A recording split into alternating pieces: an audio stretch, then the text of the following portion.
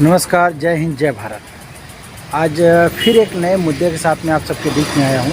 नया मुद्दा क्या है? ये मुद्दा 3 दिन पहले का है और आप सब ने देखा और सुना भी है। मेरे तो रोंगटे एकदम खड़े हो चुके हैं और उस पे मेरे दिमाग में नहीं बैठ रहा था कि मैं क्या बोलूँ और क्या करूँ।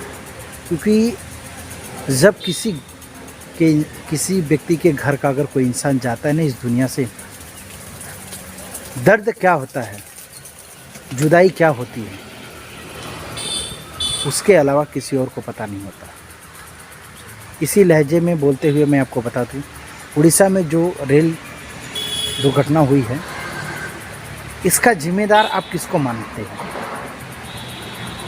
किससे मानते हो आप?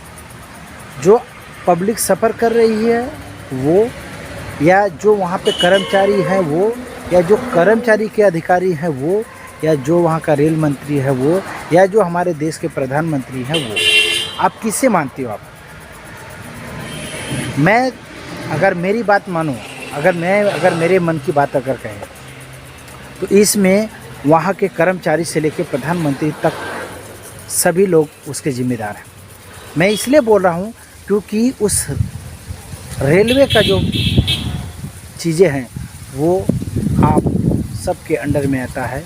आप सब उसकी कार्य को करते हो, आप उसका बजट निकालते हो, आप लोग उसके बजट का फ़ायदा लेते हो और उसकी देख रेख करने की जिम्मेदारी आम पब्लिक है।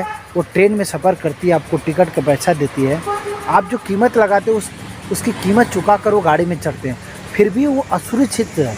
और यहाँ तक कि प्रधानमंत्री ने क्या किया है, वहाँ गए, दुख प्रकट किए और अपने राष्ट्रीय राहत कोष से उन्होंने मरने वालों को 2 लाख रुपया और जो घायल है उन्हें 50,000 रुपया देने का घोषणा की है। ये उस वक्त में लोगों का मुंह बंद कराने का जो डायलॉग है ना, ये हर बार ऐसे होता है, हर दुर्घटना में ऐसे ही होता है। लेकिन वो 2,50,000 रुपया लेने के लिए लोगों की एड़ियाँ घिस जाती हैं और 100% में सिर्फ 40% लोगों को मिल पाता, 60% को तो मिल ही नहीं पाता है। अगर आप सर्वे सर्च करके देखें तो मैं इस पे वीडियो नहीं बना पा रहा था क्योंकि मेरे रोंगटे खड़े हो गए। बताओ, आज 288 लोग, मतलब कि रिपोर्ट, एबीपी न्यूज़ के रिपोर्ट के हिसाब से 288 लोगों की मौत हो चुकी है ना।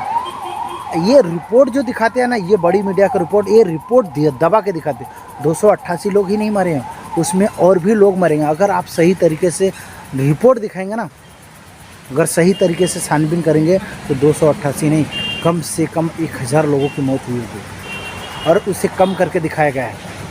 अक्सर यही होता है, ये बड़े लोग अपनी गलतियां छुपा देते हैं, हम छोटे लोगों के सामने अपनी गलतियां छुपा देते हैं और ये पैसे जो बोल के हमारे मुंह को बंद कराते हैं। हम छोटे लोगों की सिर्फ गलती इतनी कि ये पैसा लेके हम चुप हो जाते हैं। अगर ये पैसा लेके हम चुप ना होके अगर इनके खिलाफ़ खड़ा हो जाए तो कसम से बता रहा हूँ कि अगली बार ऐसी दुर्घटना नहीं होगी, क्योंकि इसके जिम्मेदार 100% रेल मंत्री, वहाँ के कर्मचारी, पुलिस अधिकारी से लेकर सभी लोग जिम्मेदार हैं। आप इस चीज़ को समझिए और इस चीज़ को मानिए। और ये पैसा लेकर हर बार हम लोग चुप हो जाते हैं और हर बार हमें लोग इस दुर्घटना के शिकार होते हैं, क्योंकि ये लोग प्रोजेक्ट निकालते हैं, ये लोग कम बजट में बनाते हैं, टूट जाता है और उसमें मरता कौन है? आम आदमी मरता है। उनके घर का कोई मरता है? उनके घर का मरे तब तो समझ में आए ना। मरता तो आम आदमी है, आम आदमी को कोई वैल्यू ही नहीं रही, कोई वैल्यू नहीं है आम आदमी की। ऐसा इस रिपोर्ट और इस अधिकार पे जो ये आप स्क्रीन पे देख रहे हो, ये दुर्घटना स्थल का है। कितना मतलब डेंजर है। अब देखो ना, आप देखो, सोचो, आप इतनी बड़ी दुर्घटना में क्या 288 लोगों की मौत हुई होगी? ये इस पर मेरा यही रिएक्शन है कि सरकार को कम से कम एक आदमी को, जो मरा हुआ व्यक्ति है उसके परिवार को कम से कम एक आदमी को 20 लाख रुपया देना चाहिए, मरे हुए व्यक्ति को। और जो घायल हुआ उससे 10 लाख रुपया देना चाहिए, तब जाके समझ में आएगा। लेकिन नहीं, ये 2,50,000 रुपया बोलकर लोगों के मुंह को बंद करवा दिया गया और लोग आवाज़ न उठाए, इसलिए ये चीज़ें हुई हैं।